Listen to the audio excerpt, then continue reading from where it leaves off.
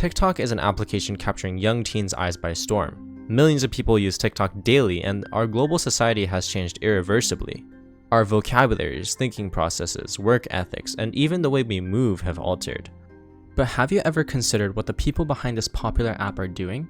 Members of Congress indeed have, as there have been multiple movements in the past by predominantly Republican lawmakers to ban the application from government devices, which was eventually passed through the Biden administration. TikTok became such a prevalent topic in the government that ultimately, at the end of March, TikTok CEO Shou Zi-chew was called to Congress. But before we get to that, why is TikTok such a concern? To answer that question, we'll need to dig a little further. You see, TikTok is a company that ByteDance, a Chinese internet technology company, developed. This indirectly links the American sensation to China and its government. Lawmakers all over the world were quick to point out that in China, there are specific laws that allow the government to secretly demand data from Chinese companies and citizens for intelligence gathering operations. This would also mean that China could potentially use TikTok's content recommendations for mass misinformation. As a result of this fear, several countries including Britain, Australia, Canada, and France have already banned the app from official devices. India has gone so far as to completely ban the platform on a claim that China was secretly transmitting users' data to servers outside India. Many of the bans made by the US have only reached the governmental level, but there have been many initiatives to push it all the way to personal devices. Most recently, TikTok was presented to Congress to clarify what it is they do, as well as clear their name of the data theft accusations. But none of this exactly went to plan, and a large portion of why that was the case was because of a lack of clear communication between the parties. Even when discussing the seemingly central point of the controversy, which is the threat of data theft, Congress didn't seem to care. Chu emphasized that they don't share user data with China, and in fact, the data they collect are on par with many players in the industry like Meta or X, formerly known as Twitter. According to CNN Business, independent researchers have backed Chu's assertions. Additionally, the Washington Post worked with a privacy researcher to look under the hood of TikTok. They concluded that they, indeed, don't collect any more data than the typical mainstream social network, supporting TikTok's innocence. Despite the effort that TikTok puts in to save its legacy in the United States, the government doesn't seem to budge at all. At the hearing, many members of Congress appeared to immediately shut down Mr. Chu's responses to the questions because, frankly, they had already made up their minds about TikTok. Even when the CEO was able to make a conversation, it only seemed to go one way. It also didn't help to see that these senators were somewhat incapable of the topic. Face or voice data to identify our users. We do not. You don't? The only face data that you will get, that we collect, is when you use the filters to have, say, sunglasses on your face. We need to know where your eyes are.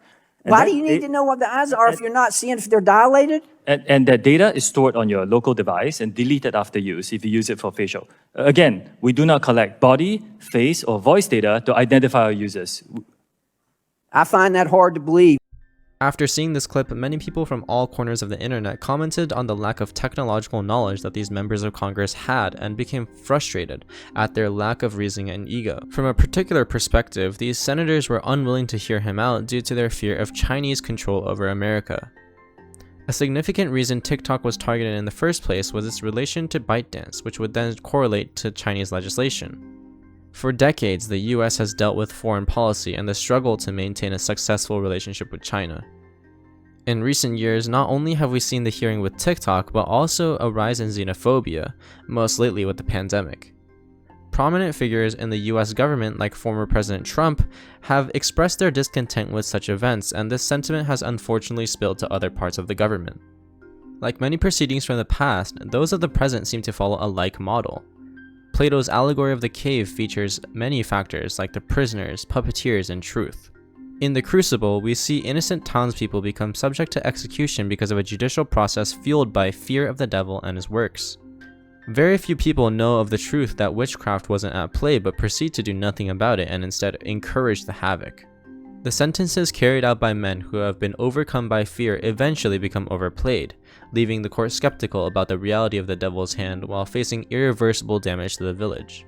Surprisingly, prominent corporations with Chinese backgrounds like TikTok follow a near-identical sentiment.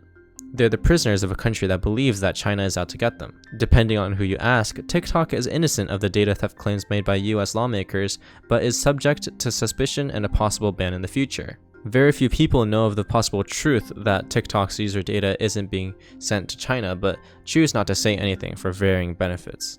As more corporations with Chinese backgrounds come under fire, such as tech company Huawei in 2019, more citizens of the US may become skeptical of the quote-unquote danger that is the connection to the Chinese Communist Party.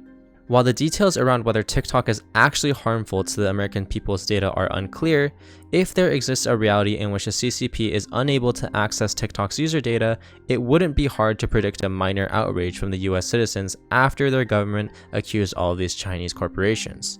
But no matter what the future holds, at the end of this situation we could see a drastic change in lifestyle to a better or worse world, one with or without TikTok.